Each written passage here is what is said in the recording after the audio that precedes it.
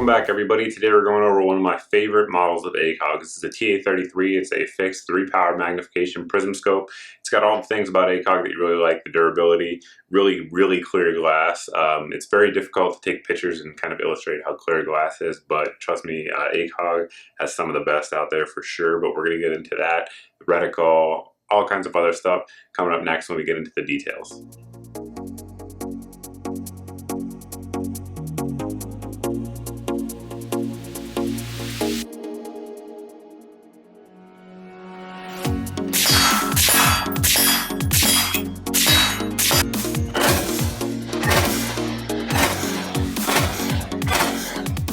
Taking a look at the details, first we'll go over the box it comes in. It comes in this nice plastic box. It's not like Pelican quality, but sort of Pelican inspired, I guess you could say. And certainly we'll do a good job of protecting the optic in shipment. So we have our ACOG here, and then we have some other things. Underneath the foam, we have a little scope protector, a lens pen for cleaning the lenses, and then your manuals in there as well. There's also a Trijicon sticker for those of you guys that are into that. So we'll set that aside and get into the basic overview of the optic. Back here, you'll see we do have the mount for mounting up your RMR. So if you want to run an RMR on top, you can do that just fine on this optic. We have our windage and elevation knobs here. We also have our fiber optic rod. So for those who aren't familiar, the fiber optic rod aids in illumination. So during the day, that fiber optic rod is collecting light, which helps illuminate the reticle during the day. The reticle is also illuminated by tritium, so that way at night, when there's an absence of light coming in from the outside, it's still going to be illuminated. So dual illumination system, which is very good. It doesn't require any batteries. That tritium will last about 12 years before you have to get it recharged, and doing so I believe costs around $200 from Trijicon. So that's how it works as the two power systems for the reticle, and we'll just talk about the pros and cons of that for someone who's new to ACOGs. Pros, obviously, like we said, is it always works. It's always there no matter what. Now, the downside is sometimes it can be a little bit problematic in generally two scenarios: when it's super bright out, real bright sunny day, and you're trying to get a very precision type shot. It will the reticle will sort of bloom a little bit, and it's hard to get a little bit of precision. Of course, you can put your hand over it, but that can create some awkward shooting positions. A lot of guys run tape over it during the day. That works just fine as well. And then the other scenario where it's sort of not optimal is when you're in a room and looking outside into a bright area. So if you're inside of a room and pulling like Overwatch or something like that and looking out into a bright sunny street, your reticle won't be as bright as you would need it to be because the background you're looking at out in the street is bright. So that's the overview of the reticle and the dual illumination system. One thing I like about this on the 3X version versus the 4X or some of the other ones is that the adjustments on this scope are 1/4 minute of angles. So to adjust the reticle or zero it in when you're doing so at distance, you will adjust 4 turns for 1 inch approximately at 100 meters. So it gives you a little bit more precision than, say, like a TA-31, which is actually half MOA. I find it odd that this has 1/4 MOA and that has half, but either way, it is what it is. So one thing that you just saw there with this piece falling off, that's going to be one of the big cons that you're going to see during this review. So after about probably 300 to 400 rounds, I actually went to adjust it because I was mounting this on a different rifle. And that piece fell off right there. It's no big deal at all. I actually called Trijicon just to see what they would do about it. And they said they would pay shipping and pay to fix it and all that stuff. And really all you need to do is just apply a little bit of epoxy or glue back there. So I was kind of testing their customer service for this review. But I didn't want to send it in. I wanted to show you guys that it actually is broken or damaged. So it sticks sometimes, but sometimes it'll come right out like that. But 1/4 MOA turns, you'll see that it is sealed, O-ring sealed there on those turrets. And of course, one of the big things that people like about ACOGs is that they're just generally bomb-proof. Explosions, knocking it around, and of course, weather will not affect this. This optic is submersible. So for those of you guys out there who are doing seaborne operations, you don't have to worry about your ACOG. You can take it underwater, I believe, down to 66 meters before it'll have any issues, and really it'll probably do just fine, even further below that. But of course, that for real world applications just means you can have it out in the rain, torrential downpours, hunting, whatever the case may be, and it'll run just fine. This particular version of the TA-33 has the Chevron Reticle, which is the one I prefer of all the ones offered in this line. So they offer some other ones, but the Chevron, in my opinion, is sort of the best all-around one. And a couple of reasons for that. Number one, the Chevron's very accurate for when you're trying to get precise hits. Gives you a good point of reference, point of aim. And you can see here the way the reticle works. It's very simple. Essentially, the subtensions down below are the width of a person's shoulders at that distance. So a person's shoulders, is according to Trijicon, are 19 inches wide as they're looking at you. So it gives you a way to range estimate someone who's looking at you. So you can see, let's say if they're at 400 meters, you can see that one right there. That's the way you're going to range estimate them, and then you know where to hold over on. So that certainly works. That's good. It's better than nothing. The problem with this, the big problem I see with this reticle, is that it doesn't have wind holds, especially out at distance. When you get up to 3 to 4, 5, 600 meters with a 5.56 round, wind holds become very important. So it leads it to the shooter to guess that, which is fine. I just wish they were there, but other than that, good, usable, all-around reticle.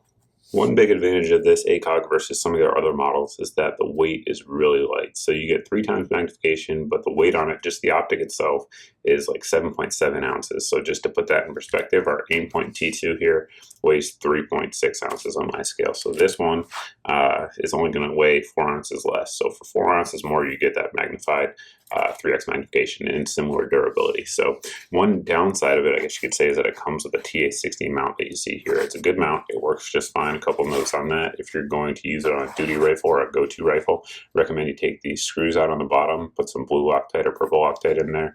Same thing here on these. When you actually tighten these down, put some blue or purple Loctite on there. But one of the downsides of this mount is that it's kind of heavy. So I think it weighs like 4.3 ounces or something like that. So it adds a good bit of weight to it. So if you are going to get this and want to take advantage of the lightweight option, definitely something like a American Defense mount that we have here. This is actually the double one. They actually make one that's smaller than this and even lighter. Those would be a good one to look at, or like maybe even this Bro mount that we have here. While we have the ACOGs out, we'll give you some size comparison with them. So the most popular ACOG by far is the TA-31 that we have here, right?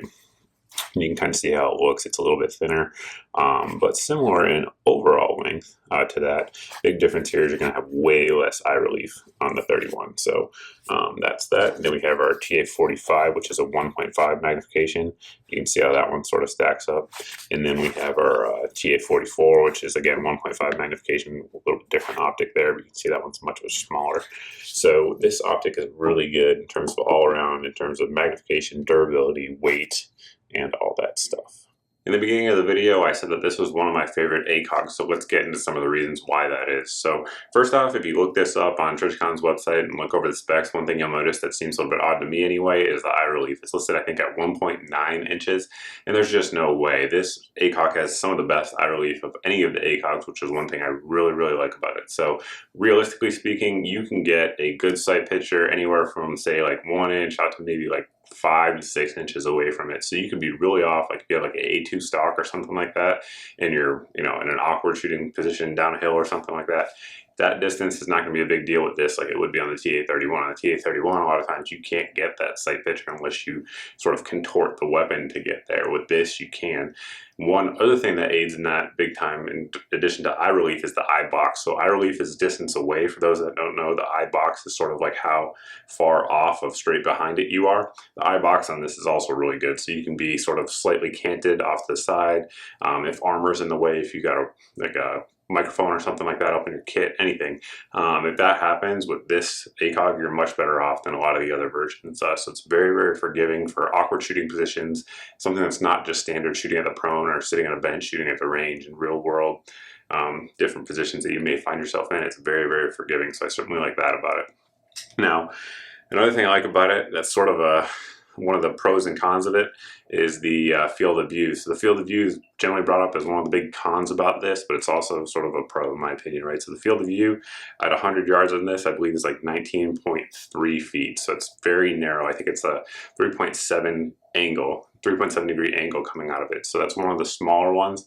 And again, when you compare it to the TA-31, which is sort of the standard for all ACOGs, TA-31 is much bigger. It's almost double in size. So why do I say it's sort of an advantage? Well, okay, so the way ACOGs are designed to be used with the bend-in aiming concept is that both eyes are open, your sort of off-eye tracks to find the target, and then with your aiming eye, you pick it up. And with a little bit of practice, it's very easy to do with ACOGs. So with this one, due to the way it can be so far away from your eye, and the fact that the body on this one's not quite as thick as it is on some of the other ACOGs. When you're looking through it, you really don't have any, you really don't notice if you have both eyes open the exterior of the scope. So you have a lot of room in an unobstructed sight picture to search for with your off eye. So in most cases, for me, I'm a right-handed shooter, so I'm acquiring targets with my left eye, and then I switch to my right eye to pick up the reticle on it and, you know, go to town. So on this one, the way, like with the 31, it has to be so close to your eye, it occludes your sight somewhat. With this, it doesn't at all.